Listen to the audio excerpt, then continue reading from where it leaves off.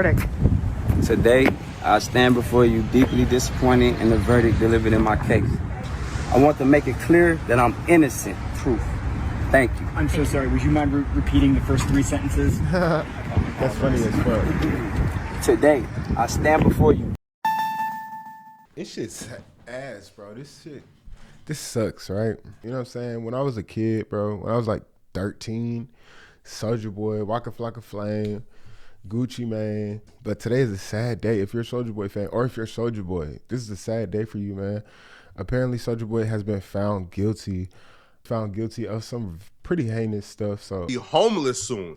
This is the absolute worst news that anybody could ever get. And if you don't know what I'm talking about the court debacle that's been going on over the last couple of months with Soulja Boy. Soulja Boy was seen visibly shooken and expressionless when a guilty verdict was read out loud today in court, accusing Soulja Boy of some very nasty accusations. This Soulja Boy case is about to turn this industry upside down, because what Soulja Boy did is horrible, is nasty, is disgusting, but it's not abnormal, right? I know 100 rappers who have done similar things to what Soulja Boy is being accused of. On or about this, I know about 20 regular niggas that's been accused of what Soulja Boy has been found guilty of.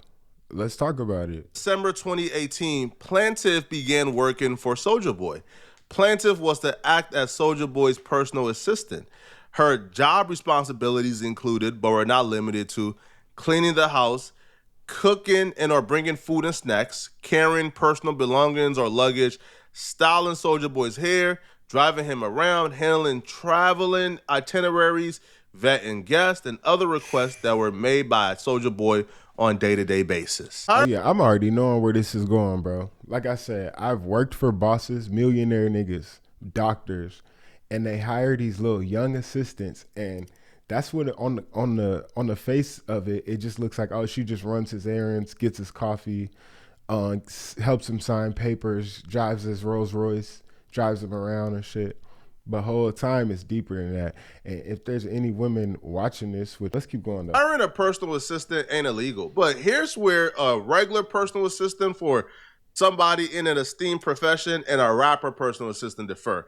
A rapper will use personal assistant or that job title to essentially move in hot chicks, not just rappers, so they can bro. agree to pay her $500 a week. This is minimum wage, but this is one of the highest payments I've seen from a personal assistant for a rapper.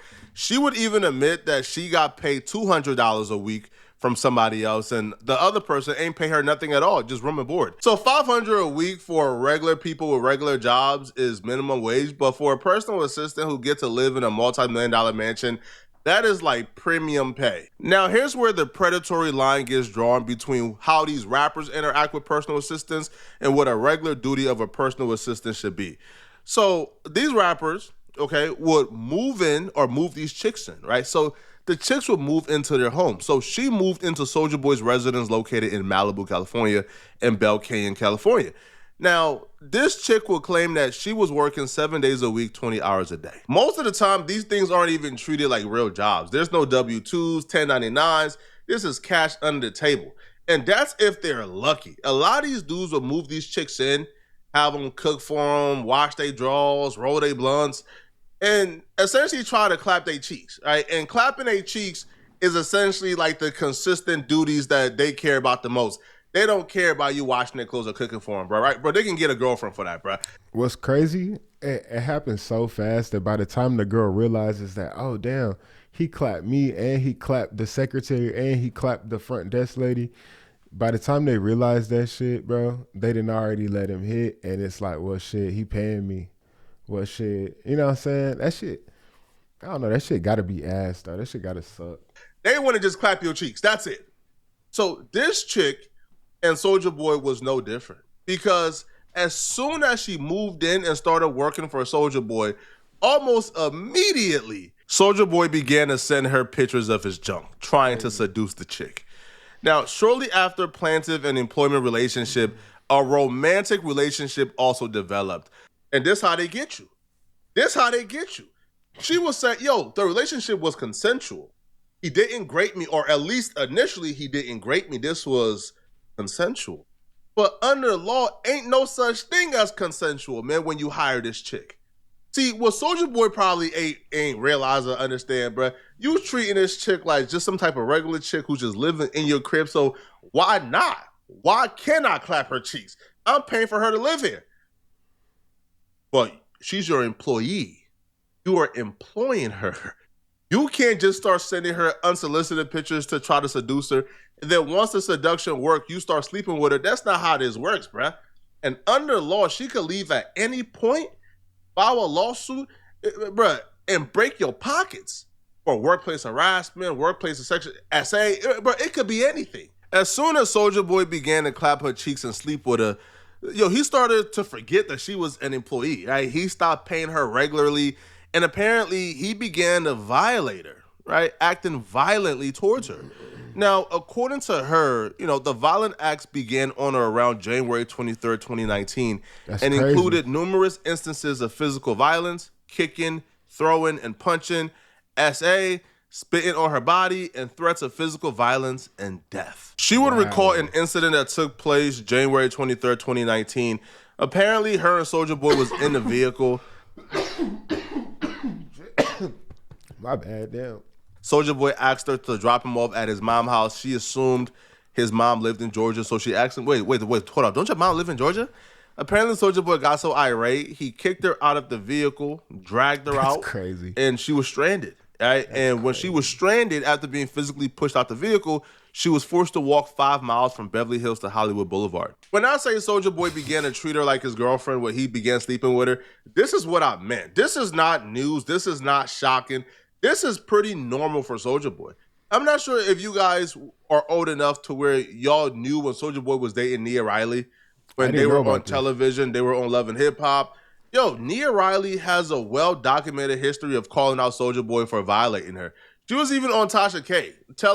Nigga, I did not know about this. Numerous of stories of Soulja Boy violated. Yeah, he was in his bathroom getting his hair cut. And where our bed was, you could look like straight into the bathroom, like right where you are. And then the door was downstairs and the front door, like right there as soon as you get to the bottom of the steps. So I was like, okay, I know this nigga's haircuts take like an hour, if not longer. So I was like, okay. So I'm trying to make sure he can't see me in certain mirrors, like from the bathroom. And I pack my bags, and I try to, like, it's a crazy situation to try and get out of it. But I was like, okay, I'm cool. I'm good. I'm leaving. I can't do it. So I just sat there. I was watching. He hadn't moved, didn't get up for nothing for a minute. So I was like, okay. So I got up, got my bag, and I walked down the stairs. And I was like halfway down the stairs, and I felt him press it against the back of my head. And I just sat down. I sat on the steps, and I sat on the steps for about probably a couple hours. I just stayed there. And he was sitting behind me, and I didn't say. With the gun? Mm-hmm. Yeah. That's crazy as fuck, bro. And I believe every word she's saying, first of all. Like, why would you make that up? I don't know. Like, why would you make that up? Why would you do that? Like, I can't believe he did that. I'm speechless, bro. Wow. Yeah. I don't know. I don't remember I feel like he had just finished his haircut right at the moment I wanted to leave, of course. But yeah, he sat there. And he had friends there that was sitting there, and I would just watch him, and nobody ever said anything. And Teddy Riley even called out Soulja Boy and said he needs to apologize for the years of violating his daughter Nia. So this is not something that's new. These are age-old accusations that Soulja Boy has always been linked to. So when I hear the personal assistant who essentially turned into his girlfriend because she was living with him, cooking for him, and getting her cheeks clapped by him. So yeah, it's no surprise or it's no shocker from my perspective that he began to do similar things to her that he did to Nia Riley. On or around February of 2019, they weren't on good terms. He wanted the cheeks. She wasn't trying to give him the cheeks because she wasn't feeling him at the time, so he took it. Damn, right? Soulja. He took it without her permission or without her consent, and then paid her $1,000 to apologize. Now, on or around May of 2019, apparently she tried to leave, right? She tried to quit. She was tired of it. But when she tried to leave, apparently Soulja Boy grabbed her phone and spit on her when she tried to quit. That's Now, crazy. at the time, she tolerated this because she claims that she was in love. Like, what the fuck do people be going through to treat people like this, bro? What the fuck? And like, I'm not trying to come off as somebody that's perfect, bro, but I'm just saying, me and Soulja Boy like the same age, bro. Like, goddamn, my boy. And then she talking about she was in love. That's a whole other story, but you got to get up out of there, you know what I mean? With Soulja Boy. But this is a trend. This is the same thing that we just heard Nia Riley's told Tasha K 5 years ago. She said, yo, I tried to leave. I was sick and tired of being violated, being mistreated, so I tried to leave. And when I tried to leave, he put a gun to the back of my head. So, again, how I would, like decide on who's guilty or who's not, or how I decide whether or not somebody is credible, I look at the trends, bro. If you got a trend of doing these things, bro, I'm going to take the person's word who's claiming you did it to them after you done did it to multiple other people. She documented how Soulja Boy threatened to unalive her on multiple occasions. He would brutalize her pretty badly, and how on one occasion he hit her so hard in the back of her head that she fell unconscious and had to wake up in a locked bedroom. This is not just regular rage. This is like uncontrollable psychotic rage. This is insane. But this isn't. This is lock this nigga up type shit. You know what I'm saying? This is get the fuck away from this nigga. You know what I mean? Even the worst part or the sickest he gonna part. self-destruct. The sickest eventually. part about all of this, or the sickest accusation from my perspective in this lawsuit, is when she would say that she left, right? That one day things got so bad, she officially left. Now, when she left, she tried to come back to grab her belongings because she didn't have time to grab anything. She just escaped and left. And when she got back and tried to get her belongings, she would claim that Soulja Boy forced himself on her. If we go to paragraph 20, on numerous occasions and sometimes twice in the same day, Soulja Boy would inappropriately touch her, forcibly pull her pants off, and grape her, according to her. All right. Now, if we scroll down and go to paragraph 22, on or around September or October of 2020, plaintiff attempted to retrieve her belongings after leaving. And when she tried to, apparently Soulja Boy refused to give her her belongings, and he used the opportunity to grape the plaintiff again. This chick came to court with... What's even crazier is like, bro, obviously he's sick, right? It's something wrong with him. But like, after you violate somebody like this, after you show somebody this side of you, what are you expecting from them? Like, how, like, you couldn't convince me to stay. Obviously, if a woman was this crazy, you know what I'm saying? There's no way. I don't know. That probably sounds insensitive. I apologize. Yeah. Receipts, with photos, with text messages. She came to court with, it's as if she was documenting this as it was happening, knowing she was about to sue. Because she had receipts for every accusation she made against Soulja Boy in 4K.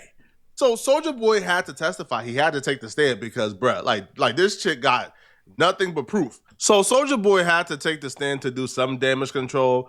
Now, his lawyers will question him about conduct. He would say that every time they were intimate, he would ask her if she wanted to be intimate, and it was all fully consensual. Now, one of the things I did pay attention to, right, was the above, man, was when Soulja Boy was questioned about being rich and all the money he has, because his finances is a big deal, all right? His finances is a big deal in this situation. Soulja Boy was forced to admit to all the things he capped about, like making $15 to $20 million from Crank That. He said it was cap. He said he wasn't sure. All right. And they asked him how much has he made this year from streaming, all right? Well, not the music, but from streaming his video games and TikTok and stuff like that. Okay. So when asked about his money from online streaming, Soulja Boy said probably like $18,000 so far this year. If we're talking this year, it's only been like 4 months of the year, right? We're in April. That's not bad, bro. Maybe I'm looking at it from a regular person perspective. You've only made $18,000 this year? Yeah, because it takes a while for the money to like produce from the streams. Oh no, so it looks like this is from music. $18,000 this year off his music, which to me honestly makes sense, all right? It does make sense. So Soulja Boy says his bank account fluctuates and that trial is taking a lot of his money. Damn. And he will say he makes $300 to $400 per live stream on TikTok. That's pretty dope. Now, Sembrino also asked Soulja Boy about him saying he'd been offered $140 million for a video game system. Now, mind you, this was part of the cap that Soulja Boy was capping about in like 2016, 2018. All right. So Soulja Boy said it didn't go through. But Soulja Boy told us he already got the $100 million. All right. So Soulja Boy laughed when Sembrino asked him if he's worth $100 million. All right. So Soulja Boy admits to all the cap in court. All right. But ultimately, bruh, the messages to prove he got found guilty, it was an easy call. Now, afterwards, Soulja Boy came out and decided to speak to the public. Now, mind you, usually when somebody gets found guilty, all right, or when a verdict comes, they walk out of court with their lawyers. Their lawyers have a press conference and they talk. No, bro, Soulja Boy walked out of court by himself, left his lawyers, and gave Megan Cuniff a statement. And here's what Soulja Boy had to say about the guilty verdict. About the verdict. Today, I stand before you deeply disappointed in the verdict delivered in my case. I firmly believe that the decision made in court was not based on facts or substantial evidence, but rather on factors that were outside of my control.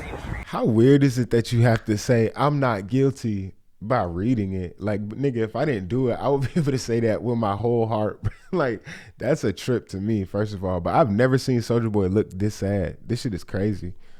The truth was overshadowed by the involvement of individuals such as the jury who were not present during the events in question. And I feel that the system allowed external influences to shape the outcome. Furthermore, the use of Jane Doe as the identity of the accusers raises serious concerns about fairness. Keeping these individuals anonymous while I'm forced to face public scrutiny creates an unequal playing field. I believe this entire process has been tainted by a system that is not designed to protect the rights of the accused. I want to make it clear that I'm innocent. Boy, I hate rappers, man. Yo, I hate rappers, bruh. Even he don't believe he's innocent, bruh. Right. You can just see him. Bro, you don't believe that, bruh. Man, I'm innocent. That's funny as fuck. I fuck with Flacco for putting that shit out. But nah, my thing is just like, why do you have to read that? Why do you have to, like, go to your lawyer and be like, yo, how do I tell these people that I didn't do it? Like, that's weird to me. Like, I don't know.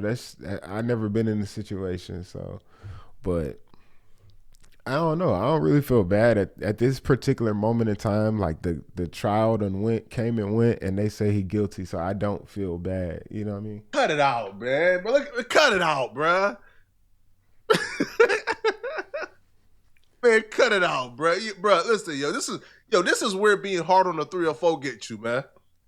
Of course you did it. No, for real. Bro, you just lost another lawsuit of this other chick who just won like $400,000 in damages. And these aren't being rewarded because he's not showing up. No, he's actually showing up. And you know, they're hearing evidence for him and the other chicks, and they're giving guilty verdicts for each one. All right? So he already lost one. This is the second one he lost. Now, he about to lose another one because another court case is starting next month. This case was never about justice. It was about money and personal gain. And I would not let that stand. I am committed to filing an appeal and fighting for the truth to be revealed. I will continue to stand by my decision and believe that I did not commit the crimes I'm accused of. Thank you to everyone who has supported me during this time. I promise that I will fight until the end to clear my name and expose the truth. Thank you. I'm so sorry. Would you mind repeating the first three sentences? That's funny as fuck. Today, I stand before you. Today. Nah, that is funny, bro. Nah, man. That shit don't even seem real, gang. He said, oh, hold on, let me scroll back up. Today, I did not do it. I'm innocent. And, like, what the fuck going on, bro? This is not real. This is a skit, He homie. said, Nah, this, my bad. nah, this a skip, man. Y'all gotta cut it out, bro. What? You repeat it? Oh, nah. Man. Yeah, nigga. That's what I'm saying. Even the second time, you couldn't just be like, bro, I said I ain't do it, bro. Like, niggas scrolled up. That shit crazy. That shit too crazy. Yo, Soulja Boy, cut it out, bro. Bro, pay that girl her money, man, and cut it out, bro. Yeah, bro. That's it for the video. If y'all trying to finish this, it's called Washed Up Rapper Career is Over. It's a Poetic Flacco video. Do not ask me in the comments what the video is called. It's on the screen, bro. Anyway, that's it for the video, man. If you watch it to the end, you know, I really appreciate you, gang. Like, you are rare. You're the rarest out there. You know what I'm saying? You the best. Yeah. Leave a like on the video. Subscribe if you're new. All of that stuff, man. Peace. Stop the video. If you would, just consider following me on Instagram and Spotify. I got a goal. I'm trying to get to 2,000 monthly listeners. And after that, I'm trying to get to 5,000 monthly listeners. Y'all have been great, man. I really appreciate y'all.